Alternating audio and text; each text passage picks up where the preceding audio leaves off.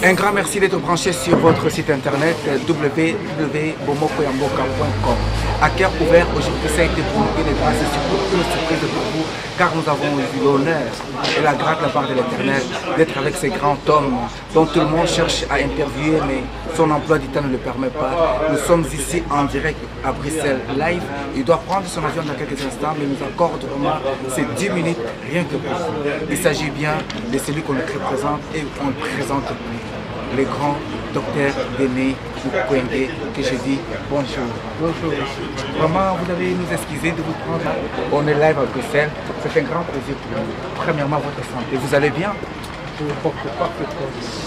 Les programmes, les conférences de gauche à droite, vous êtes chargé de comme vous avez besoin de repos. Je viens de passer une semaine à Bruxelles où j'ai eu des conférences effectivement au niveau de l'Union européenne.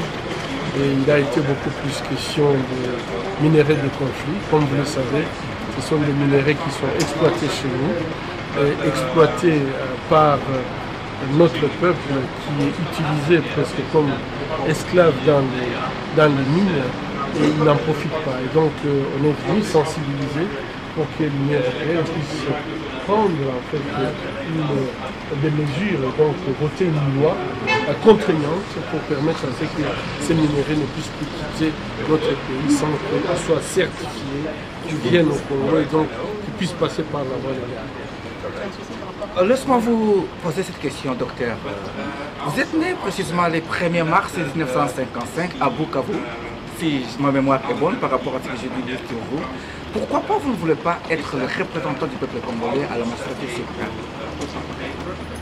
Je crois que cette question, je ne vais plus en discuter, parce que je crois que en fait, la magistrature suprême, elle est décidée par le peuple. Tout à fait. Je crois que le peuple doit, il faut remettre le pouvoir au peuple pour que le peuple puisse décider qui doit les diriger. Je crois qu'on aura des élections, le peuple va se décider. Cette question, je voulais poser parce que cela nous a été posé à plusieurs fois.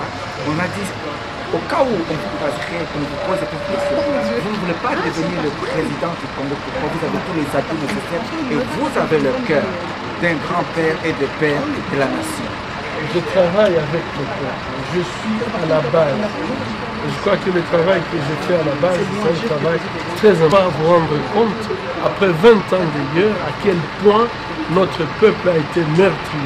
Après 20 ans de guerre, à quel point nous avons aujourd'hui une génération qui n'a connu que la guerre. Ce que nous essayons de faire au niveau de la base, c'est donner à ce peuple la capacité de pouvoir se défendre. C'est donner à ce peuple la capacité de pouvoir même choisir, avoir la capacité de savoir finalement que le Congo appartient aux Congolais et que les Congolais doivent jouir du Congo. Aujourd'hui, nous vivons dans beaucoup de villages chez nous. Au Congo, le peuple vit comme s'il était en esclavage. Et ça, absolument, il faut pouvoir s'en sortir. On ne s'en sort pas s'il n'y a personne qui vous amène à prendre conscience de cette souffrance. Vous êtes le seul docteur qui a pu oser dire aux Occidentaux, bien sûr, en les traçant une ligne rouge par rapport à ce qui se passe au Congo du point de vue de la femme, du point de vue des enfants. Est-ce que croyez-vous que vous êtes écouté vraiment avec le docteur? Vous savez que lorsque vous menez une lutte, un combat, espérer gagner le combat au premier coup. Il faut se battre. Je sais que demander qu'il y ait une ligne rouge qui doit être tracée pour éviter à ce que les femmes, pas seulement congolaises, mais les femmes de partout au monde puissent être protégées pendant le conflit. Je crois que cette ligne rouge ne servira pas que les Congolaises, ça va servir les femmes de par le monde. Je crois que nous avons cette ligne soit. Est-ce que vous arrivez à bien dormir, docteur? Je dors très bien. C'est 15 ans d'expérience. Je dors très bien. Je crois que quand tu as fait ton travail, tu l'as fait en âme et conscience, et que tu ne te reproches rien qui peut t'empêcher de dormir, le Seigneur aidant. Bientôt votre film est déjà dans le bac, dans les cinémas.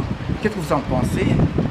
Eh bien, je vous conseille tout simplement d'aller le visionner et puis vraiment Il y en a tellement tant de questions, mais par rapport à votre emploi du temps, par rapport aussi à l'opportunité que vous avez passée, nous voulons tout simplement vous dire un grand merci.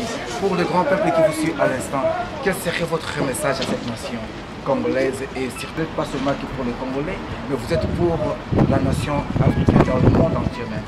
Moi, je pense qu'aujourd'hui, en fait, le message que je donne spécialement à notre diaspora, c'est de pouvoir dire que rien ne pourra changer le pays si la diaspora ne s'implique pas. Merci. Vraiment, ça a été pour nous un grand plaisir, docteur, dans l'espoir que vous puissiez vous présenter aux élections présidentielles et le peuple en autrement, parce que nous savons que vous faites partie de la nation. Je vous en prie, que Dieu vous bénisse. Ça a été www.mebavision.com, www.bongo.com. Comme vous l'avez remarqué, nous sommes mobiles, nous sommes un peu partout. La suite, c'est dans les prochaines mois. Que Dieu vous bénisse. Votre humble serviteur, Vincent Meba. Juste une question, madame. Vous êtes aussi congolaise, si je ne me trompe pas? Exactement. Alors, dites-nous un peu, en tant qu'une femme, nous venons d'avoir l'homme de Dieu. Moi, je l'appelle l'homme de Dieu. Parce que bien qu'il ne soit pas un pasteur ou un apôtre, mais ce qu'il fait, c'est plus que l'apostolat même. Alors, quelles sont les impressions par rapport à cet grand homme, docteur Bungé? Qu'est-ce que vous pouvez dire sur lui en tant qu'une femme congolaise? En tant que femme congolaise, donc il est plus que normal que je soutienne son action, que je le soutienne lui personnellement dans tout ce qu'il fait pour les femmes au Congo. Donc je pense que c'est une des seules personnes qui agit comme telle, et ce gratuitement, il faut le rappeler.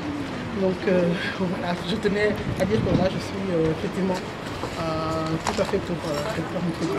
Et par rapport à la femme congolaise, bandeko bazali kolanda na Congo na minute oyo soki kolo balinga la tamo muke po ete baye ba mama ki remo na mama oyo nini biloko oyo nini ki pena na terre oyo azali na mo na bisi maman surtout ya Congo na ngayo baza awa poto même c'est une autre moto azo salisa biso penza na mboko na monde eza docteur Mukwege. Donc pona ngayo maman tu va soutenir ye ba maman tu ko bosunga ye.